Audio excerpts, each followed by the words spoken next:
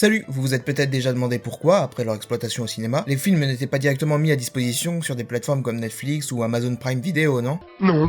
Eh bah moi si, alors j'ai cherché la réponse, et si vous avez lu le titre de cette vidéo, vous savez de quoi je vais parler. La chronologie des médias. C'est une règle qui définit l'ordre et le délai d'intervention des différentes formes d'exploitation d'un film. Alors c'est bien beau tout ça, mais dit plus simplement, c'est la règle qui fait qu'un film ne peut sortir en DVD qu'après une période de 4 mois d'exploitation en salle. A savoir qu'en ce qui concerne les films qui ont fait moins de 100 000 entrées durant les 4 premières semaines d'exploitation au cinéma, la chronologie des médias prévoit un délai plus court, plus d'informations en description. Évidemment, là je parle de réglementation française, parce qu'outre-Atlantique, même si les délais sont plus ou moins similaires aux nôtres, c'est pas tout à fait le même délire. Mais pour en revenir à la France, l'idée d'une chronologie des médias est née quand les télévisions se sont de plus en plus répandues dans les foyers. Voyant leur fréquentation dangereusement diminuer, les cinémas ont dû réagir, et c'est alors qu'une première version a vu le jour, imposant un délai de 5 ans entre la sortie en salle et la diffusion à la télé. Par la suite, la réglementation s'est mise à jour avec plus ou moins de retard en fonction des innovations technologiques, comme l'arrivée du DVD, des chaînes payantes, jusqu'à plus récemment celle des plateformes de vidéo à la demande comme Netflix. L'idée c'est qu'à sa sortie, un film dispose de 4 mois pour faire un max d'entrées et donc d'argent, avant sa sortie en DVD, Blu-ray et achat digital. 4 mois plus tard, donc 8 mois après la sortie en salle, c'est les chaînes payantes qui ont des accords avec le cinéma, genre Canal+